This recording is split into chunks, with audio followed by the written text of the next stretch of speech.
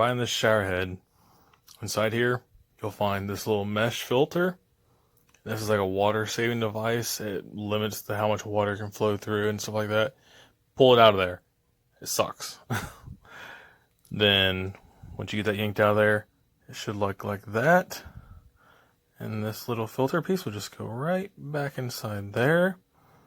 And trust me, if you're having water issues, water flows, this will give you so much more water. Pressure, it's not even funny. I gotta fix this. But it'll fit down inside there like that.